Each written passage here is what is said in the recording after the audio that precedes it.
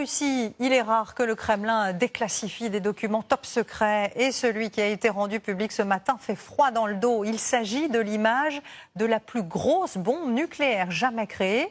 Testée en 1961, les Russes l'avaient surnommée Tsar Bomba, 3800 fois plus puissante qu'Hiroshima. Marc de Chevigny et Bertrand Lachat. Le bombardier avait été entièrement peint en blanc pour résister à la chaleur de l'explosion. Les pilotes, masqués de lunettes presque opaques.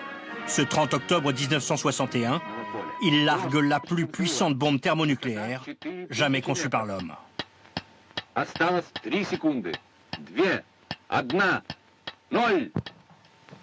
Pendant plus de 6 secondes, les caméras saturées de lumière n'enregistreront qu'un halo blanc. Et quand l'aveuglement s'estompe enfin, depuis le sol, on distingue peu à peu un panache de poussière et de vapeur qui s'élève jusqu'à transpercer les nuages. Ces images étaient jusqu'ici top secret. Et sur celles tournées depuis le bombardier, le commentaire du film en russe constate placidement. В своем конечном развитии оно достигло высоты 60-65 километров.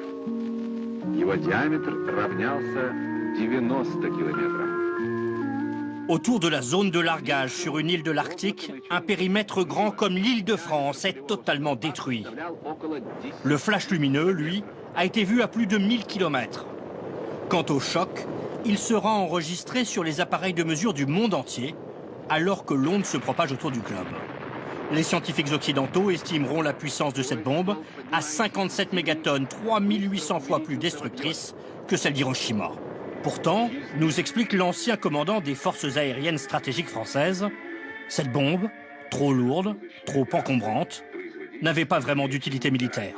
C'est un coup médiatique, mais à l'échelle planétaire, pour dire voilà ce que je suis capable de faire, c'est gros et ça marche. Et je fais même mieux, puisque moi je fais 57 et vous ne faites qu'une trentaine et tout.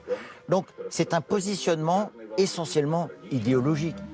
Car l'Union soviétique, en pleine guerre froide, est lancée dans une course à l'armement face au rival américain. La France du général de Gaulle, de son côté, développe sa force nucléaire à Regan, dans le désert algérien, et en fait elle aussi la publicité.